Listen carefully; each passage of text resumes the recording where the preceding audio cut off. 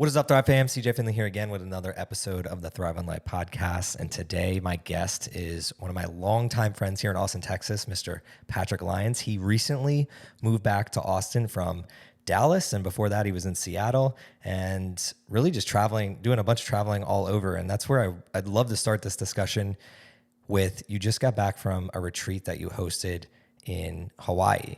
So when we're talking about you hosting your retreat, I'd love for you to kind of describe why was that an idea in the first place and what were the steps to making that happen. But before you answer that question, how you doing today, Patrick? I'm doing great, man. I'm excited to be here, and it is cool to just to look back on the last I don't even know 6 years since we met. I think it was 2017.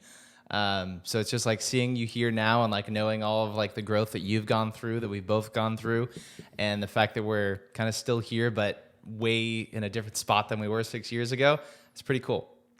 Yeah, I was actually thinking about, before we jumped on here, where I actually met you the first time. With people that I bring back on, I like to reflect on the journey of where we met and the different aspects of our life. And I couldn't remember. I'm almost positive the first time we met was a photo shoot or at the gym. Actually, no, now that I was about to say that I knew exactly where it was, but it was a mutual friend who I met 6 years ago at a photo shoot. And then I would have met you shortly thereafter, but now I'm blanking on. Was it at a ninja thing? We were doing a bunch of ninja stuff. Yeah, we definitely did Ninja Warrior, but I can't remember if we would have linked up before then or not.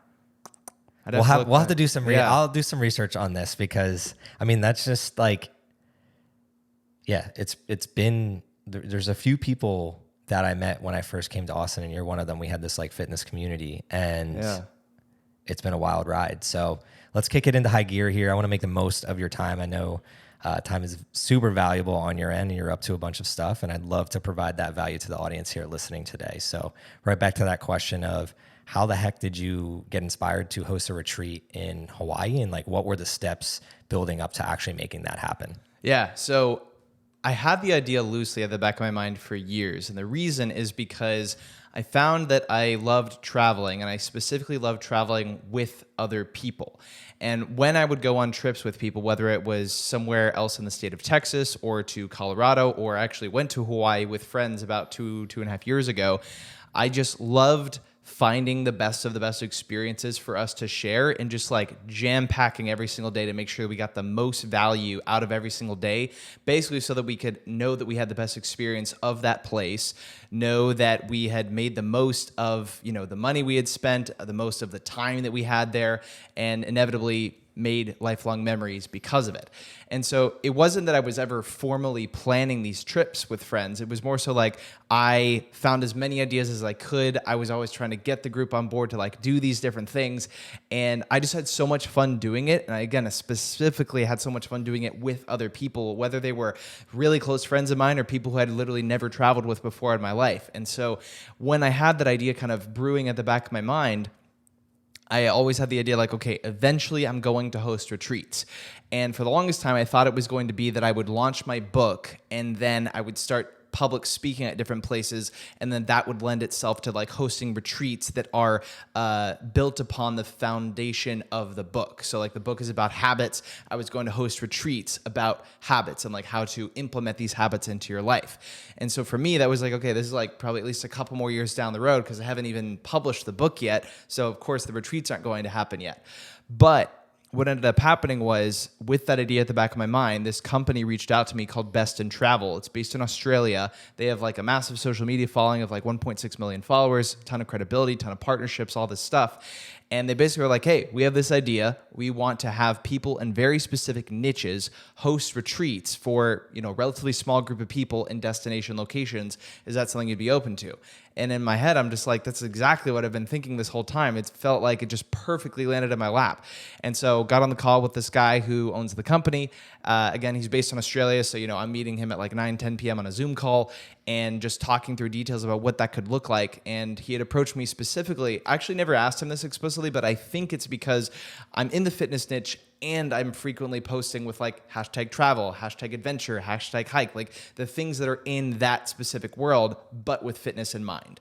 And so he gave me the freedom and control to kind of like craft the itinerary, choose the location. And then meanwhile, he's building out the back end with the website and with helping with marketing, promoting the event, that sort of thing. And so that's really how the idea got created into reality. And I knew before I ever launched the retreat that it was going to be in Oahu, because Oahu is my favorite place in the world. Like literally nowhere I've ever been has brought me so much happiness. Every time I tell people how I describe Hawaii, it's just that like it's impossible not to be happy when you're there. That's the way I describe it. And that just like fills me with life, and I know that it fills other people with life too. So I was like, this has to be the first place that I take people. But I wanted to be a relatively savvy marketer. And so what I did is, while I was on a different destination trip, I was in Tolantongo, Mexico, which is like 2 or 3 hours north of Mexico City. It's this amazing view where you have like tide pools on the side of a mountain that have been like man-made, carved into the mountain. It looks like this amazing place. It is an amazing place. And so I film a video there while like on a destination vacation, mentioning the fact that like, hey, I'm going to launch my first retreat for next year, and I want your help choosing what that location is. And so I had people like fill out a survey, and lo and behold, Oahu still came out on top. That was the most voted place. So now I had my internal validation, I had my external marketing, and I had a survey result that has a myriad of different locations that can inspire future retreats. Already have the data. So then a couple months later, I finally launched it after like kind of officially building out the website and the itinerary with my business partner. And within, a day or two, already had a bunch of signups. And then I can't remember exactly how long it took, but it did take a couple months before it got to like a sold out retreat, which was 15 people, myself included. And then it became a matter of like, executing on the itinerary. It's like if you have 15 people that are all on board for this itinerary you've laid out, you got to book reservations, you got to book rental cars, you got to book where you're going to stay, all this stuff.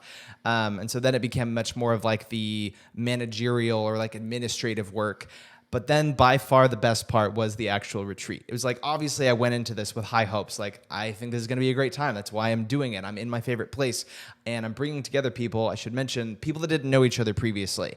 It's like across the 15 people, there were 2 girls who knew each other. There were 2 separate girls who knew each other, and not a single other person knew another person on the trip. So people were flying in from all over the country, meeting for the first time on the island of Oahu.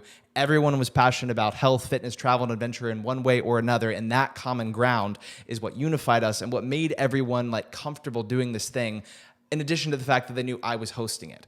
And I mention that because it's like, when I look at the marketing efforts of my business partner versus me, it ultimately came down to the marketing I personally did. And not because my business partner doesn't have like pull in the game. He has a much, much larger following. But it's like if someone's signing up for a retreat, it's probably because of either the person, the place, or both.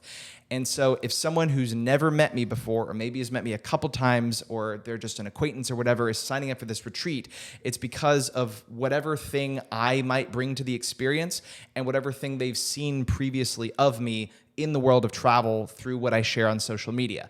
And so I think that just having everyone come together with that kind of similar mindset of like why they're doing this and what is drawing them to it made it so that people felt comfortable literally knowing no one going into it. But then, yeah, the actual retreat just blew my wildest expectations out of the water. It wasn't perfect, but it was the best week of my life. And I don't say that with any exaggeration. It's like I didn't know that it was going to be that great going into it, but coming out of it, like after all the retreat guests left, I stayed on the island for a couple days longer just to like explore around, plan the next retreat, things like that. But it just like the waves of emotion that hit me were so intense, like in a really amazing way, where like I found myself like crying because it was such a powerful week where it was like it was the closest I'd ever come to what I define as like an ideal life week, where it was like for 6 straight days, happiness, fulfillment, and health constantly. And that's what my definition of success is. Like, I think when we talked like 3 or 4 years ago, that was still my definition of success then. It's still my definition of success now. I don't foresee it changing. Happiness, fulfillment, and health while helping others. Those are the things that I want in my life every day. And for those 6 days straight, I got to experience it for like 24-hour cycles over and over again. And I think that when you have that high of a high, it's just inevitable to have those waves of emotions. But the thing that I keep getting sidetracked as I'm talking about this, the thing that caused that level of happiness, fulfillment, and health were in large part the people. It was like, despite never having met, we clicked and we meshed so hard together that it was like within, one day, everyone knew each other's names. Everyone felt comfortable with each other. We were laughing. We had inside jokes, all this stuff. So then we have the rest of, the 6 days to just like build upon that foundation and become closer friends and just have these amazing memories to now share, not with strangers, but with close friends who are now, post-retreat having reunions in different parts of the countries and things like that. So it's just like, it blew my expectations out of the water, but it also did exactly what I hoped it would, which was bring together amazing people and form unforgettable memories. How many words do you think you just said? I'm going to say 1,200. I don't know. I'm gonna look it up in the transcription. I say that not to be an asshole, but because you speak so passionately and with charisma that it's really what I look for in guests, is somebody that is so passionate about what they do, and somebody that's only listening to this. Maybe you're in your car or on a walk and you're not watching it on YouTube. Just your ability to almost like, I can feel your energy just by watching you. So if you are on that walk, go check this out on YouTube and check out just like Patrick's passion with what he's talking about, because if you don't have that same passion in your life, you need to find it. And I think that's one of the things that your retreats helps people do and literally unlocks. I've been in the retreat space as well. It unlocks the ability for people that might not feel the way that you get to feel every single day. That spark that some of those people left with, they then can go on to their everyday lives, and maybe it encourages them to build their own communities. Maybe they move somewhere else that is giving them more of that every single day, that feeling that you gave them for that week. But I'd love to understand a little bit more of what do you think the problems and struggles people were dealing with in their everyday lives that encouraged them to sign up for your retreat? Because I do agree with you with the point of places and person. So the place that somebody wants to go could cause them to sign up. The person that they want to hang out with could cause them to sign up. But then there's a third P, which is like the problems that they're suffering in everyday life. And it could be a big problem, or it could just be a small problem. Like, hey, I haven't had fun in a while. I want to go have some more fun. But for your case specifically, you mentioned 14 other people. What did it seem like the natural collection of what people were going through in their everyday lives kind of pushed them over the edge to sign up for a week in Oahu? It's a good question. I think that it's almost difficult for me to think of it as a problem, but I get where you're coming from, because I guess the way that I see it is that they were simply seeking adventure and destination vacation with other people. And maybe they weren't thinking about the fact that they were going to build this community, but maybe deep down that's like what they were wanting out of it. But it's also like, I don't know that the average person like plans out an extravagant week-long vacation super frequently. And so I think that just maybe to have someone else do that for them so that they could just enjoy the experience and immerse themselves in it for what it is, that alone can pull them in. But I don't know if I mentioned this in the talk track, but the retreat was a fitness-oriented retreat with an authentic Hawaiian experience. That's the way I marketed it, and that's what it was. And the reason I mention that is because obviously if someone is told like, okay, there's a fitness retreat, they're not going to sign up if they're not interested in fitness. So in that way, anyone going on the retreat would kind of get to experience like, what is it like for Patrick, or what is it like for someone who really prioritizes health and fitness even while traveling? What is that like to experience even when on vacation? And so in that way, both myself and others on the retreat, we kind of got to share our habits with each other, kind of alluding back to like where the root of this all came from, of like, I wanted to do a habit-oriented retreat after the launch of my book, which just hasn't happened yet. I still brought a lot of habits to the retreat, where it was like, on a daily basis, we're either doing a workout at a gym, we're doing a daily island yoga flow, we're doing a hike at one of the most beautiful places, or a mixture of one or more of those things every single day. And I think that what that can do for people, especially if they're not used to integrating fitness into their travel routine, is it can help them see like, not only can I do both, but I want to do both, where it's not like a thing I even have to like force myself to do. It's like it can actually enhance the travel experience. Because like if you're prioritizing how you feel through health and wellness and active living, even while in just like this amazingly beautiful place, you realize that doing both is better than not doing both. And so I think that alluding back to your original question about what people were seeking, I think in large part, people had a curiosity of like, what is it like to integrate fitness into travel? And do I like it better? And hopefully the answer to that is yes. I love how you started that, because that solves a problem for somebody like me, where it's when I would want to go, if I would want to go on something like this, it's in large part the problem that's getting solved is I don't want to have to think. I just want to show up and have a good time and not have to think about the bus that I have to get on to get to wherever, the different people that I need to connect with. For, I think, in this noisy world that we live in, it's an inhibitor for a lot of people to do things, because it is a lot of work to figure out, like going on vacation and then figuring out, how do I go on that hike? Where do I hike? How do I be safe?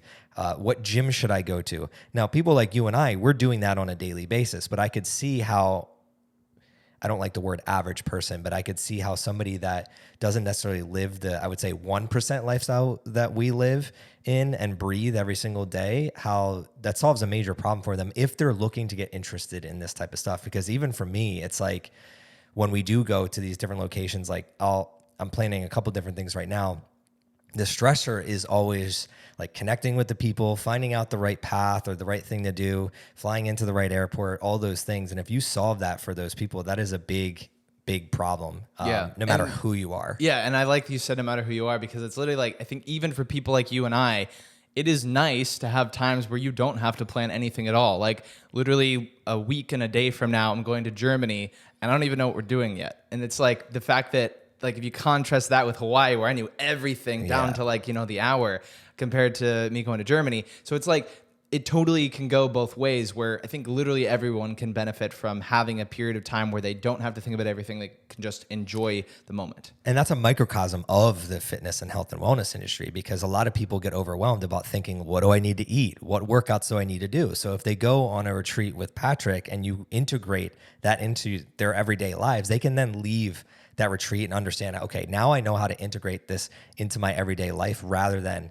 feeling that overwhelmed. So I'm super stoked and pumped just to see you on the other end of this, because I remember leading up to it, the amount of work that you're putting into it. So it's always nice to see somebody put a bunch of effort into something and then come out of it just looking and feeling like you do. Before we jump into the next topic, I have one question that I want to ask you about the retreat, which is, for you personally, what was a moment that you mentioned you had moments where you were like crying and thinking of the culmination of that week. But for you personally, where was there a moment where you felt like a little kid, which was like, this is my life. I get to do this right now. Obviously, you had a whole week of different highs, but if you can think of just one moment, what would it be?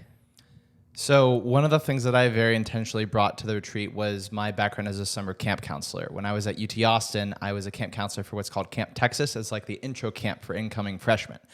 And one of the things that you do as a camp counselor is you facilitate fast friendships. And that means that you have to get people sharing things as quickly as possible and showing sides of themselves that wouldn't naturally come out unless they had kind of a formal environment to do so.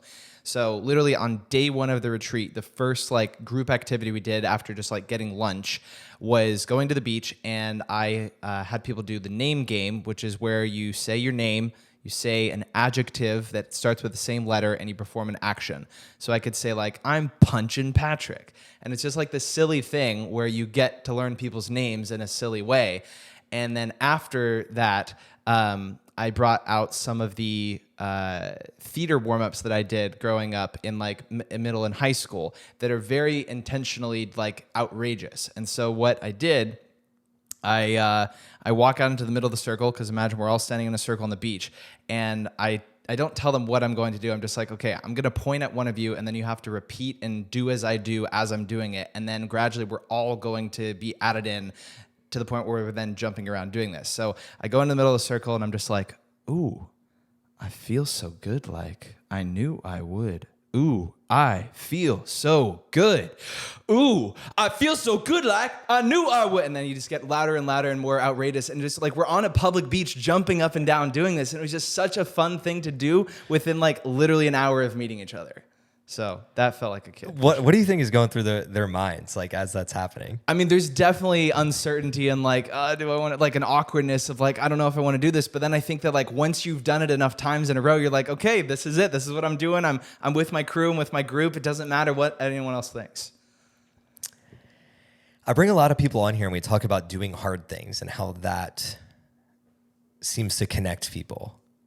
I love this contrast because the hardship in this isn't the sweat, the blood, the tears. The hardship in this is doing something that if I'm on this beach and other people are watching me, I might feel uncomfortable being seen doing this. But because I'm in this random place with these random people and I'm getting almost coerced into doing it, I then open myself up to, oh, this wasn't as hard as I thought it would be. Yeah. And that's something that I think everybody could take something from in their everyday life, because I think we make things harder than they actually are, where it's nobody actually cares at the end of the day. So I love how you used that on your retreat. And at the end of the day, I know in that moment, a lot of people were feeling like little kids again there. And that's really what we need more of in this world, is more fun. And the fun leads to having the passion that Patrick is showcasing here today. You mentioned your book a couple times. We mentioned it on the last episode that you were on here. I'd love to get an update on where you're at with that, and when do you think you're going to be releasing this book out into the world? Yeah. So I think we talked like 2 or 3 years ago. I've been writing the book now since May of 2020. So over 3 years I've put into the book. And basically the stage I'm at now is I have fully written the book. I fully edited the book one time through, meaning that I read through every single page. I made any edits that I wanted to do. And then I removed a bunch of pages. Like, I'm writing this on Google Docs, so we're talking about 8.5 by 11 size paper, which is far bigger than any book you're ever going to read. And I preface that to say, like, it's 410 8.5 by 11 sheets right now, which would publish out to like 700 plus pages, which is just way too long, especially if I wanted to have a chance of being like a national bestseller.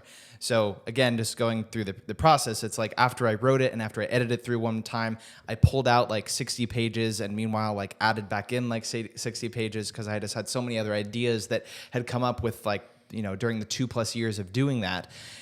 And now I'm in the second pass of editing it, and I'm just editing for grammar while just making subtle notes in a separate note on my phone of like, okay, what are the sections that I can do without completely? What are the sections I can do without partially?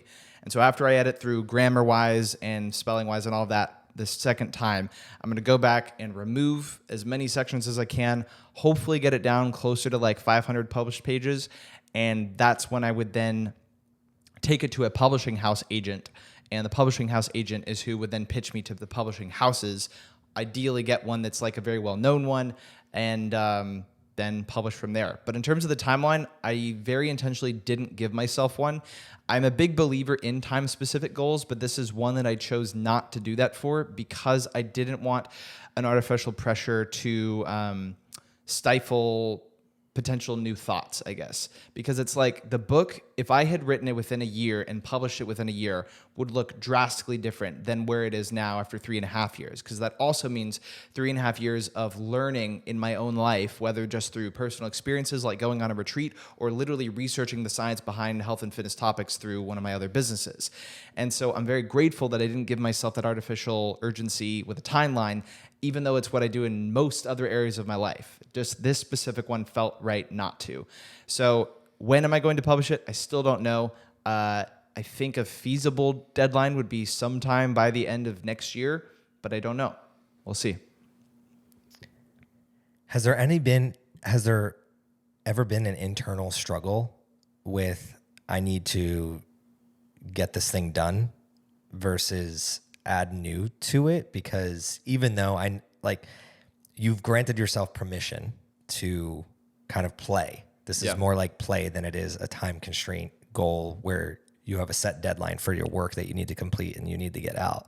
But even I've struggled in the past, even with play, where I say one thing, but internally I'm still having a little bit of struggle. Has there been any struggle of, man, it's been 3.5 years and I still don't see the end of this? Or has it completely the entire way just been, you know what, I'm just gonna have fun with this? There's been small moments of the internal struggle, and I think it's in large part because I've been sharing the progress every day on my story for years. So like I have basically this small community of people who is almost like invested in the book being published. And so, at least every month or two, I'll get a couple people who are like, hey, when's the book going to be ready? And it's like, that's cool for me to know that someone wants it to be ready. And that makes me want it to come out sooner. But at the end of the day, as much as I want to help like cater to a person who is interested in the book, I care more about the final product being undeniable. If you're watching us on YouTube, you just saw me like really smirk. Dude, you just set yourself up for a great marketing campaign. All the people that are reaching out like that have like put a fee down, and then they get a special copy of your book when it actually does drop. So basically they buy in right now, like $15, whatever, and have them lock in to getting a special edition of your book. And it's kind of like you just saw the $100 million Leads by Hermosi sitting on my desk. And before we even talked about this on this podcast, Patrick was asking me like why he's seen other people with 3 of these books. Like, why do they have 3 of the books?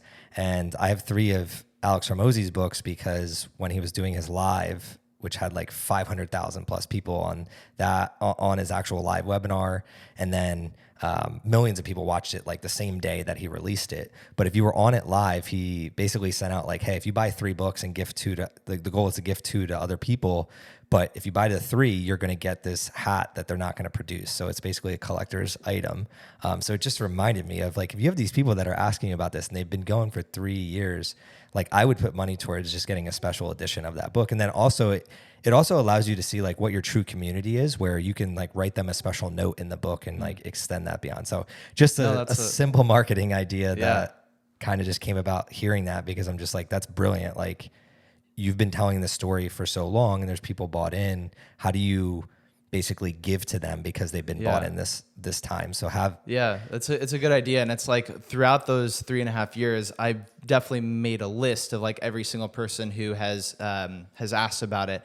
So I hadn't thought about that specific avenue. Kind of the thought process I had was like, they would be in like the pre-launch group of sorts, where it's like they get access to the book before anyone else. But that's potentially even a because idea. If they did say you did put a fee behind it, that whatever you collect could also just go into creating the special edition. So it's like they're paying for their own special edition, where it's like you're not looking to make money off the special edition. You're just looking to almost break even, where whatever money that would come in from people looking to buy that, you're just throwing that into how do I create a little bit more special sauce for these people that I really care about. And they've obviously shown that they care about me. So love hearing the update.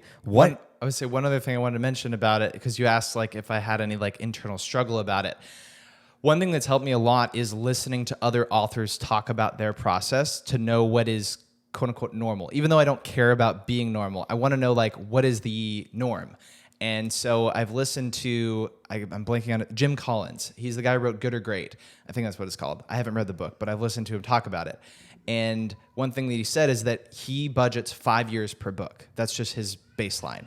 And so when I heard that, I was like, well, shoot, if like that successful of an author just has a baseline of 5 years, I guess 3.5 isn't like anything abnormal. So that gave me like some comfort. I'm not like going for 5 years now because of that, but it made me realize like, okay, this isn't outside the realm of normalcy. Yeah. Jim Collins, he also wrote Built to Last. That's right. So you want your book to last the age of time. And I guess putting a lot of time into it is one of the things that will help you do that. So it's inspiring. I'm looking to start mine. I said this on the last podcast, but I think it's going to be happening here in the next year or two. So I'm looking forward to that process. What is the book about, and who is going to get the most benefit from it? Yeah, so the book is about habits and how they lead to the happiest, most fulfilled, healthiest life.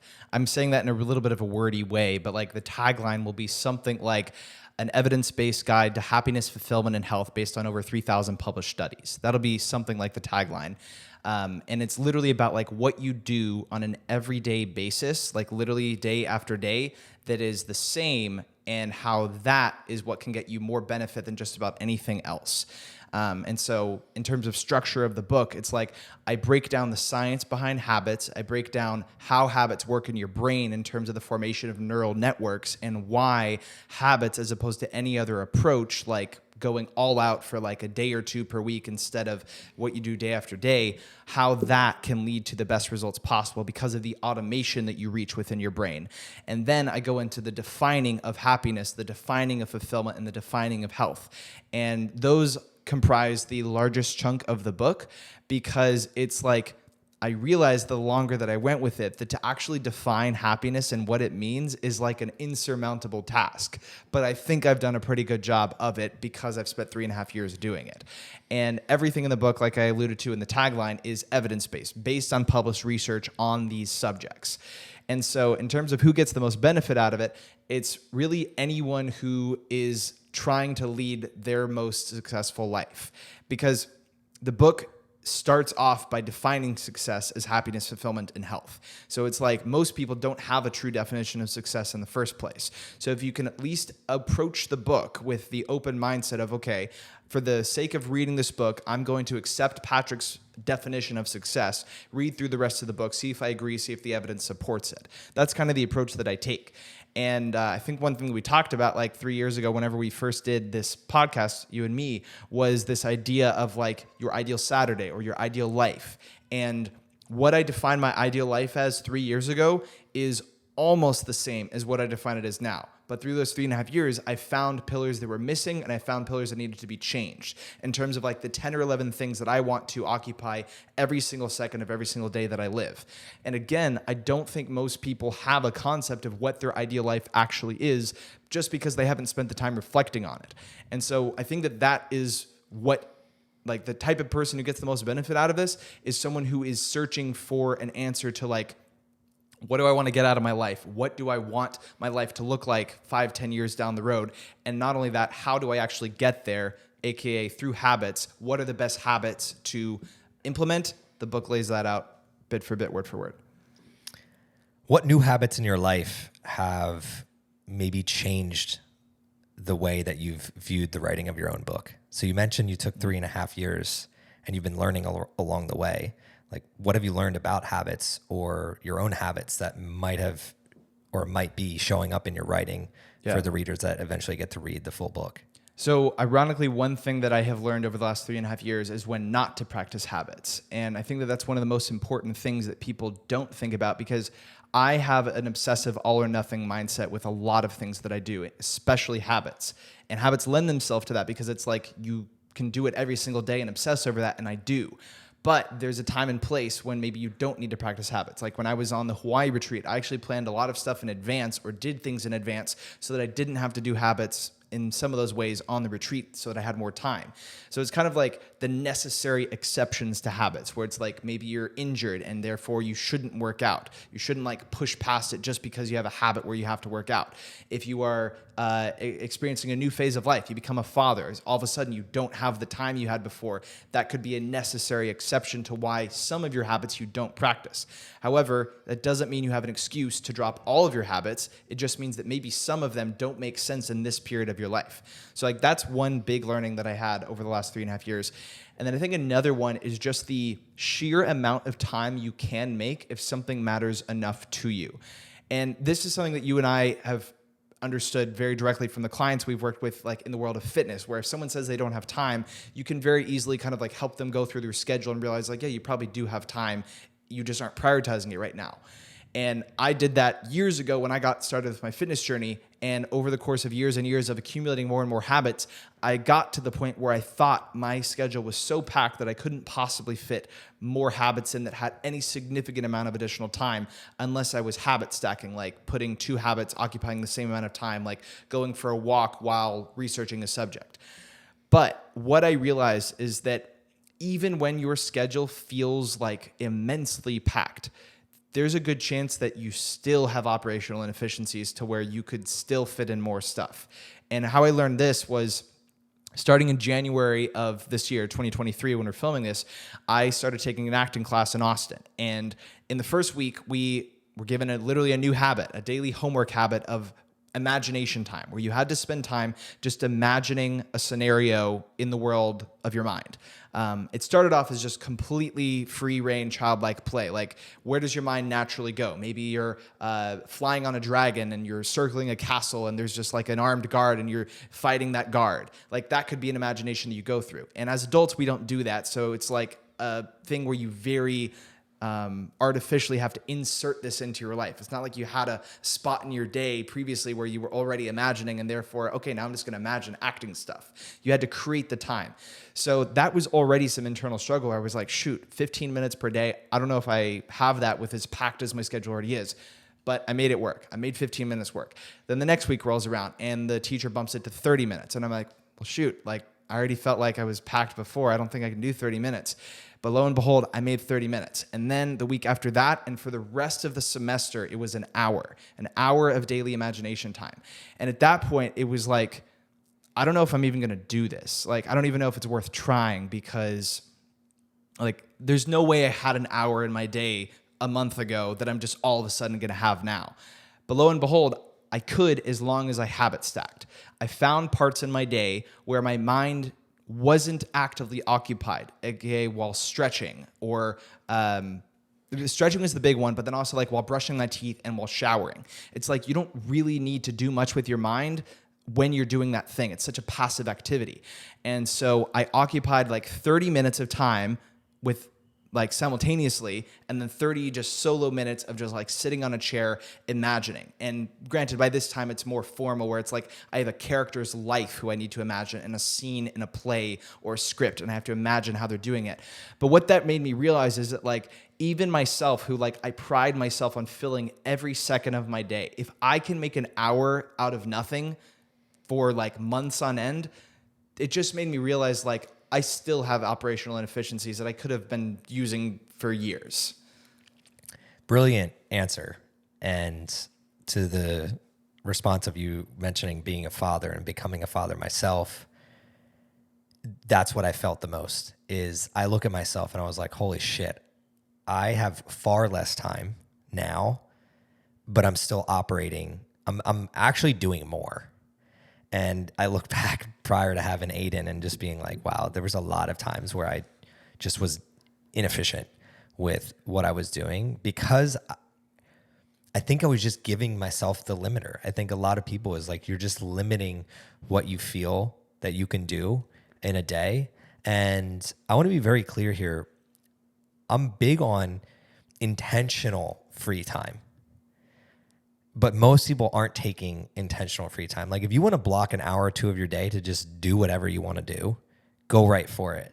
But I don't think many people are out there doing that, but they're spending hours scrolling or watching Netflix or doing things that I would say are not going to move the needle forward towards the goals or milestones that they have in their life. And for anybody else out there that's listening that just heard Patrick's response, habit stacking is something that I usually call it like compounding. Like how do I compound my time? So I'm in my car. When we're in the car, you have a couple options of what you could be doing. You could be listening to music. You could be sitting in silence. You could be making a phone call, whatever, right? For me, a lot of the times it's like, what's going to move the needle forward in my life at that certain time frame? And this is where I think a lot of people struggle because some may say, okay, well, listening to music is a waste of time. But in that moment, if I need to get amped up for a fitness event, or if I need to get my mood going for whatever I'm driving to, the music is the right thing in that moment.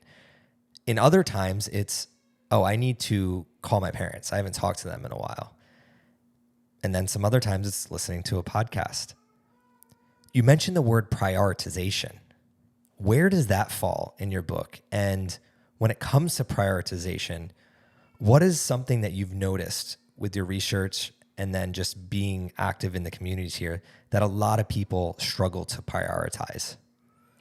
Yeah, so there's a section of the book called Practice Habits More or Practice More Habits. And what that breaks down is what are your priorities where it's worth investing more time into versus what are the areas of your life where it's worth adding new habits that weren't there previously and therefore practice more habits. And I think if you combine that exercise with your ideal life exercise, reflecting on like, what are the exact things that I want to be in my life every day or every week or every month of my life at like the North Star that I'm working toward. And that can very easily help you establish what your true priorities should be. Because it's like, if you are doing things on a daily basis, especially things that occupy a substantial amount of your time, but they don't move you toward your ideal life, you're probably misprioritizing something. Because it's like, how can you expect to get to the place you want to be if the things you're doing aren't getting you closer every single day or every week or every month or what have you? It doesn't mean that there can't be indirect things. Like I mentioned in my definition of success, happiness, fulfillment, and health. But there are two other things that you can do like purpose-wise, and that is to save time or to make money, meaning that you could have a habit that somehow saves time, therefore you can allot more time to happiness, fulfillment, and health, and you can have a habit that makes you money that enables the other three things, especially in the long run. And so it really comes down to like, all of your habits, all of the things that you do intentionally every single day had better do one or more of those five things: happiness, fulfillment, health, save money, make time. I was going to say save time, make money. So at the very foundational level, that's the priority. But I think that what the vast majority of people do is they have substantial portions of their time that do very little, if anything, for any of those things. You made the point that like people aren't often just blocking out 2 hours of their time for free time. It's more so just like get home from work, sit down on the couch, watch TV until a show I don't like is no longer on, or watch Netflix until I start to get tired and I get hungry, or whatever, what have you. And I think the missing component there is intentionality, where it's like, when I get to the end of a long day, if I have the time, I grant myself permission to watch one Netflix episode. That's a very different level of intentionality than I'm going to watch Netflix tonight. Like there's just two different patterns there. And it's not to say that my way of living is like better than someone else's. It's just like, if you have a goal of getting to your ideal life as fast as humanly possible while still enjoying the journey along the way, you have to have that intentionality. And that is inherently where priorities will become established. Yeah, I like how you ended that, because I feel we connect on this. Our content or the way we go about life can seem unsustainable to other people.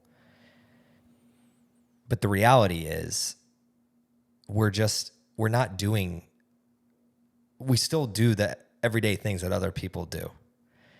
But our intentionality behind those moments is a lot more purpose-driven.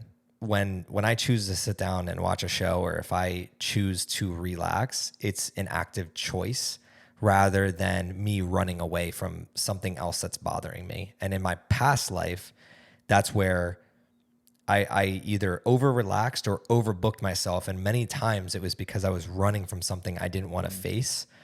And today, the realization that I have is just like, man, I'll be straight up. I sit on the couch every single night at this point, but I've noticed that I do that because it literally helps me unwind, compared to, I used to work up to the point I would go to bed and then I wouldn't sleep as well. And then because I didn't sleep as well, I wouldn't think as clearly in the morning, and I didn't produce as well. And then I wasn't as good of a person. I wasn't as happy. So I started testing different habits at the end of the night of like, what could I do to actually, like, I'm N equals one. What affects me to the point where I can just like, with no substances or things that I used to do in the past, and sitting there and just like turning on one show is something that I've realized like gets my creative thoughts going in a good way, not in a way where I want to work or I want to do different things. It's just like me relaxing. Do you watch a specific show or have a time bound on it? Most of the time I do have a time bound. I'm watching Suits right now. Okay. About to finish, actually, it's 8 seasons, so I'm about to finish that. Nice. I'll go in phases. Sometimes it's like watching a show. Sometimes it's, usually my nights will look like I'll get in sauna, I'll do my ice, and then get a shower and get into like, turn all the lights off, watch an episode or two, and then go to bed. But I've found that because sometimes it's like, oh, I feel like I'm behind on something. Like I'm overbooked that week. I'm working 7 days a week or whatever, and I need to get something done. And if I work up till 9:30, 10, I see it in my sleep stats and I feel it the next day. So I'm almost more inclined now to be intentional with like an off switch of like that sit down time for that one show actually matters more to me than I once had given it or granted it.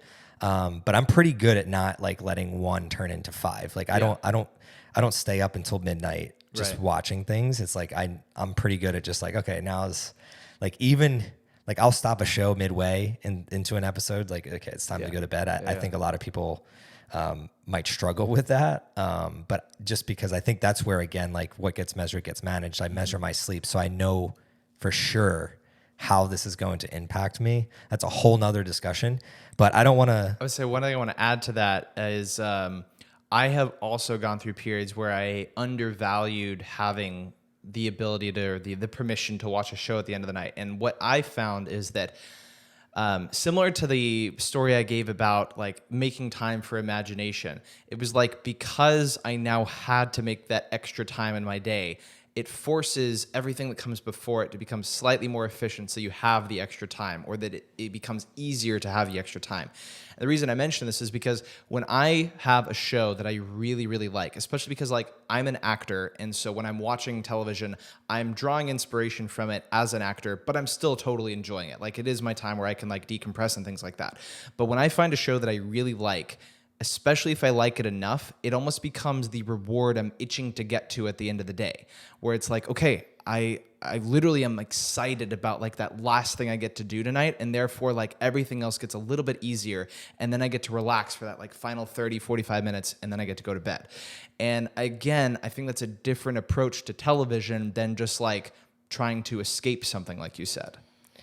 Yeah, you were like going back to the intentionality and creativity, and you're using it as a purpose. And I think this is the way that I've always framed it, is like the context of the content matters more than the content itself. So the context that you're using the content for is what really matters. So like I'm watching Suits. I'm not watching like Real Housewives, whatever. And I'm not knocking Real Housewives, but if you're going to watch that, like what is the role that that's playing in your life? Is it positive? Is it negative? Is it toxic? Is it like helping you be more creative? What is it? So when I watch a show like Suits and they're talking about like it is corny as hell, but they're talking about like negotiation, and there's a lot of entrepreneurial things going on in that show. But then there's also like, I pull inspiration into my content of like how to shoot different things or how to create in a different way. And I haven't really talked about that like on here. It's just like, but that goes back to your habit stacking. It's literally, once you start habit stacking, even when you're doing the relaxation and the watching the Netflix, you are stacking your habits. And since we're already on the topic of like watching a show, run us a little bit through of, you've seen the double down a little bit more on acting since the last time you were on the show. What is something that you've picked up along the way in acting that has helped in all other areas of your life since the last time that we had you on here? I think it's really the ability to imagine things in such a deeper level than I ever thought possible, pulling from childlike play. Basically, the studio that I currently go to has three principles. One is focus and concentration, one is imagination, and one is childlike play. And so it's literally like those are the fundamentals that you use to act in a realistic way. And what I've realized is that this concept of imagination, where you're taking something on paper and then like truly envisioning it in your life or envisioning it in your mind, so you can then talk about it as if it has happened in your life, or as if it is happening in your life. It's the kind of thing where you just come to realize that your mind is so powerful at visualization beyond what most people think is possible. And so that has really just given me, I guess, a whole new lens of picturing things in my mind as I'm learning them, as a means of deepening my understanding in a way. Like I haven't articulated that before, but it's like even when I'm now researching the science behind health and fitness topics, I feel like I can see the things better than I used to be able to. And I think having that visual foresight allows things to almost like make more sense as a full mental model. So I don't know if that makes sense, but that's where I'm coming from. It does, because if we're talking about everything that you're doing in your life, so writing a book, hosting retreats, the business of your online fitness coach academy, you do have a full-time job at Microsoft, having fun, keeping relationships, not only afloat, but thriving. You have a lot going on. Yeah. So if you can improve your mental model of all of those across the board, everything, I've used this saying before, but like you're living in color. Like your colors are getting brighter because your mental models are essentially, if we're thinking about, you were an engineer, so like you have Calc 1, you have Calc 2, you have Calc 3. Like that's how I'm viewing what acting is doing for you. And I can understand it a little bit because this podcast, for instance, I have done this for 4.5 years now. If you were to ask me before this podcast to go MC an event with hundreds of people there, I would be cringing.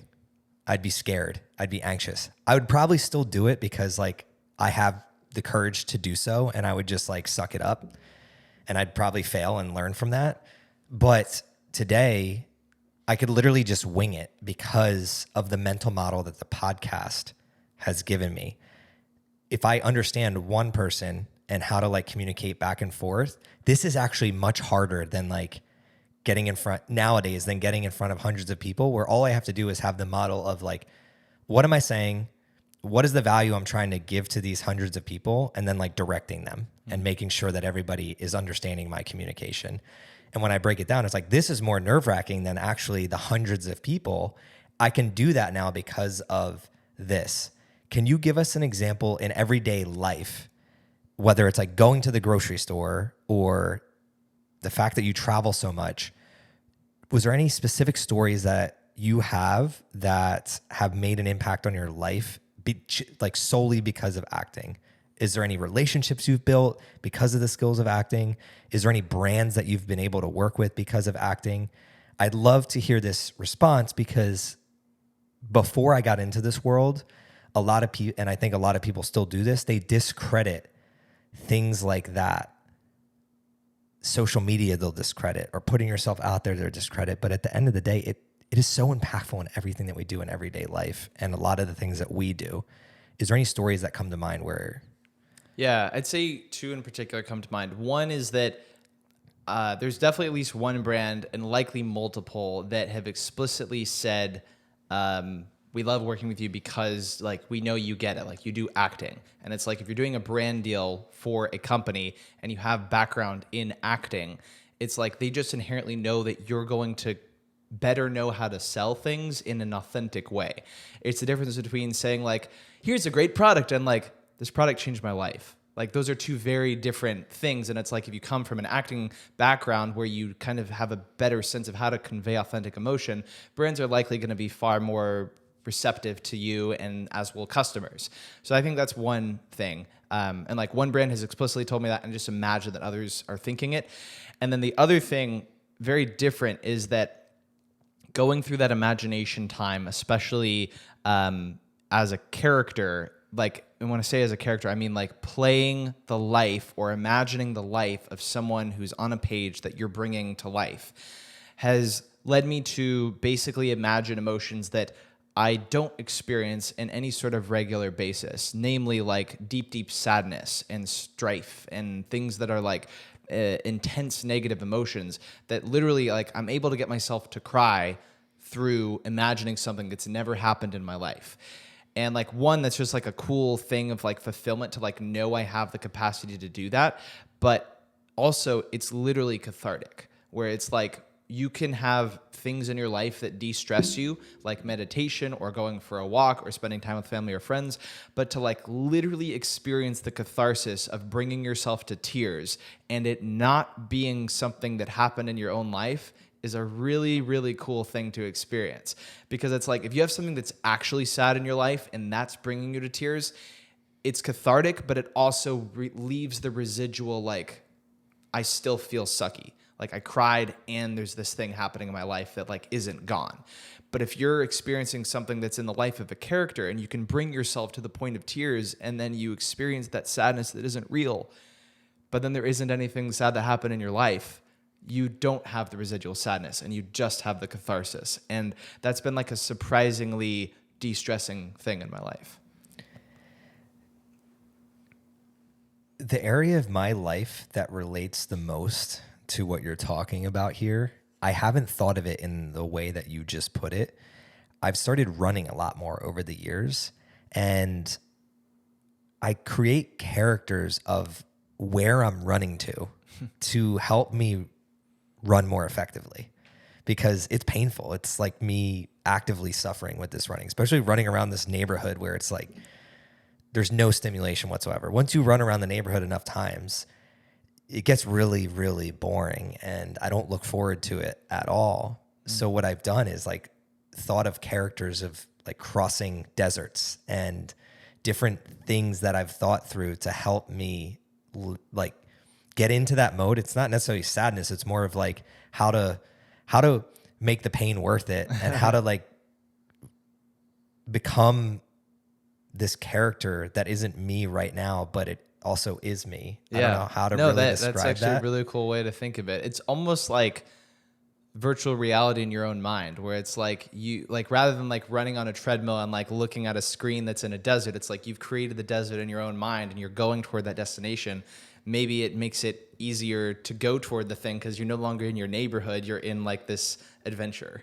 Yeah, and it hasn't happened to me until I've done enough repetitions of the running. So it's interesting. You've done the opposite. You forced the repetition of the thinking by the teacher bestowing you this habit. I need you to imagine and do these things. So now that we're talking about it, has me thinking in like other areas of my life, especially the creative areas where like I'm with this podcast. I'm gonna sift through some of these thoughts after this. I really like this topic, but we're getting close to wrapping up here. And you mentioned that you don't really have sadness or deep sadness in your life and these things, and you've been practicing getting into that mode in your life. It's funny because one of the questions I had already had in my mind to ask you here towards the end of the podcast is, we're super positive people and we're go-getters and we're always doing new things. But what is something Patrick is struggling with today? What are you trying to solve? It's a hard one. I definitely have things that I'm struggling with, some of which I can't talk about yet, some of which I can.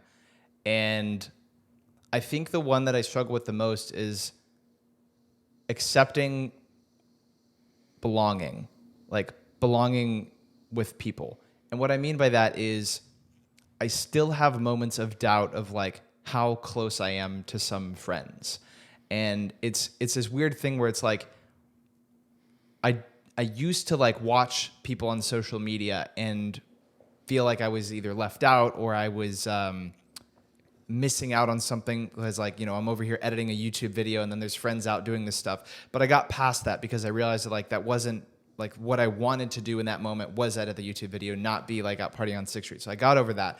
But now that I'm like much more comfortable in who I am and in my own skin, now it's like, okay, I'm not changing myself for anyone. So now it's literally just a matter of like, where do I as Patrick and my full authentic self fit into the world, into the community, into friend circles, things like that. And it's like, I've gotten to the point where I think I have specific friends that I can count on for like anything, and that I could hit up at a moment's notice and like they'd be down to do stuff.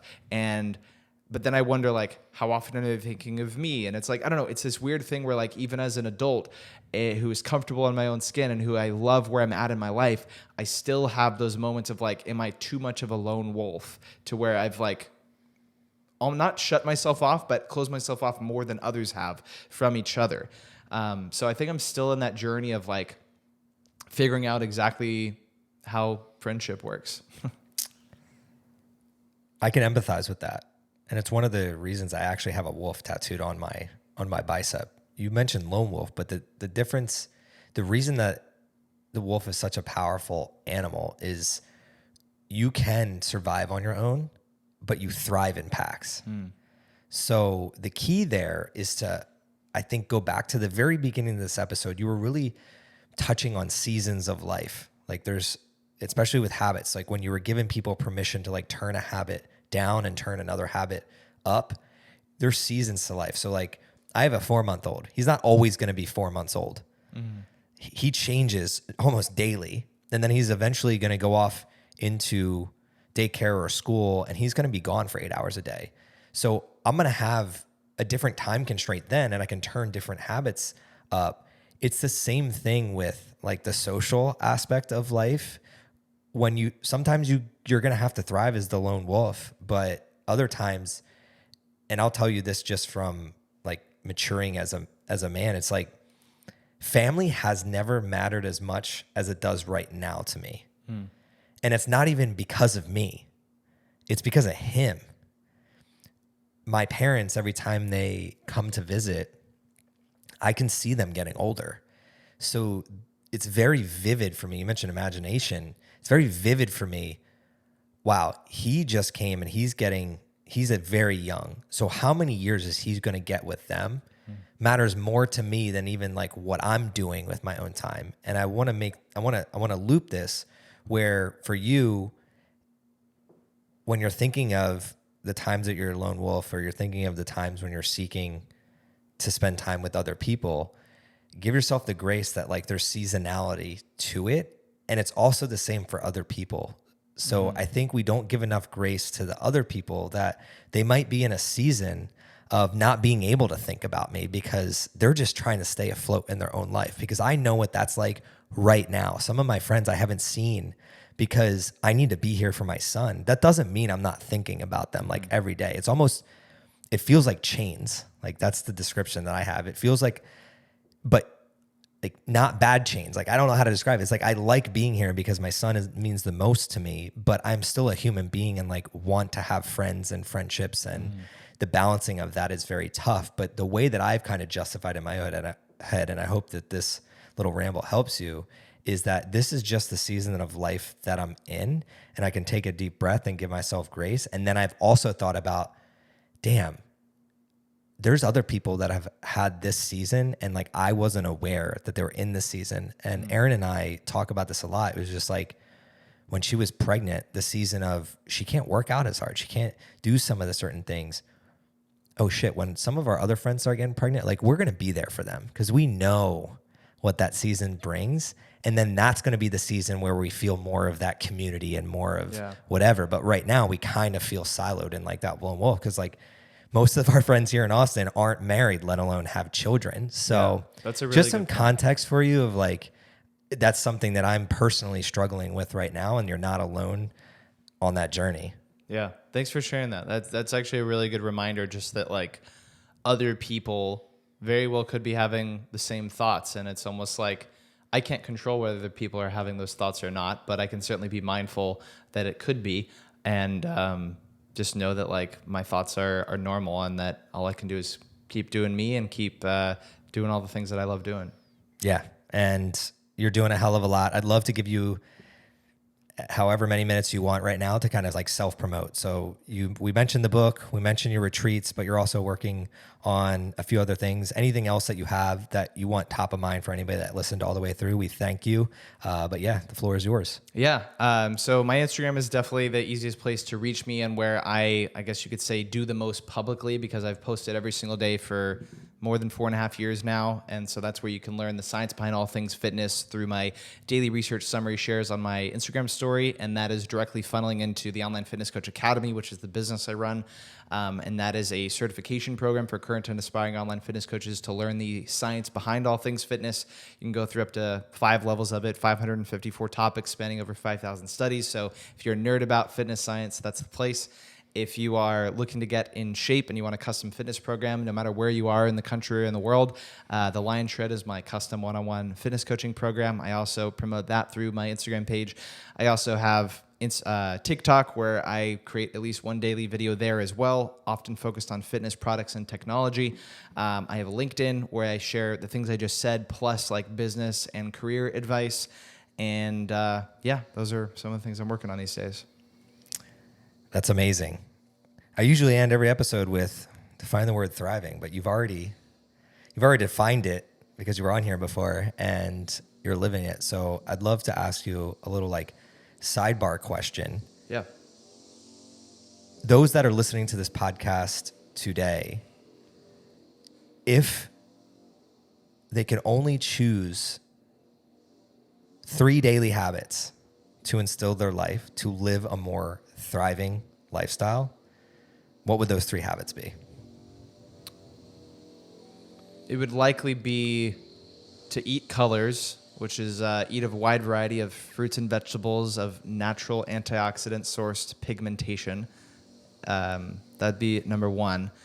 I'd say number 2 is to make time for God every day. That's something I've really prioritized over the last several years, whether that be praying before meals, praying when you wake up or at night, reading or listening to the Bible. Like that's become a big thing for me. It's been a big thing for me, but I've prioritized more over the last couple of years. And then I'd say 3, I want to say exercise because it matters so much, but you've only given me 3, so it's like hard to decide between like exercise and social. I know that it talked about struggling with social life, and I still think I can grow in my social life, but I've made a habit of meeting at least one new person every single day since I moved to Austin 8 months ago. And that has led to so many experiences that I would have never had before if I didn't have that habit. So it's a weird thing because it's like meeting someone every day isn't something that everyone is ever going to be willing to do. So it's hard for me to recommend that. But I know that everyone can exercise every day. So I'm probably going to go with that one. You could pick both. I like the social one because if you are going to be social, you're probably going to figure out that exercise should be integrated into your life. A lot of people, most people know that you should exercise every day. So the other couple I think everybody could benefit from is just like eat variety, have some type of faith in your life and hope and believe in the universe that we're here for good and that good is going to happen, especially in today's world where I think social media and a lot of other things are trying to split us apart from that and make us feel like the world is ending. And then the last one, which is like social and exercise and do the things that you should be doing that are good for you. So I love that. At the end of every episode, I talk a little bit about what my biggest takeaway was. And I think the biggest one for me that I'm going to ponder on after this episode is your class where they talked about booking time for imagination. I haven't heard anybody talk about that. I'm 300 episodes in and I don't think we've ever used, I'd have to go back and see how many times the word imagination was used. It can't be more than 10 times. Yeah. Which is enlightening to me. Anytime there's like a change in kind of the norm is when I take a step back and say, okay, that's interesting. And what I find interesting is adults not talking about imagination enough. But if you really think about the most successful people in the world, if we were to name 5 right now, they all have crazy imaginations. Mm-hmm. And they all spend time imagining a world that they want to live in, and then they have the courage and commitment to go make it happen. So if you heard that, my challenge for you is book some more time for your own imagination and figure out how to utilize it. Patrick did a really great job of talking about figuring out what that goal is in mind and working towards it every single day. So start there with that goal and that mission that you have in life, but figure out how you can book the imagination time that Patrick was talking about into your life to help you get closer to that goal. It's something I'm going to be doing leaving this episode, and I appreciate you, Patrick, for showing up and giving that to me today. The best thing you can do if you listen to this episode and you loved what Patrick was putting out and you think that somebody else can gain some value from it, please share it with them, friends, family, whoever needs to hear it.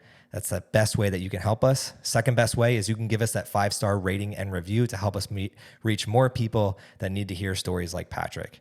Until next time, this is CJ Finley with the Thrive on Life podcast. Thrive on, y'all.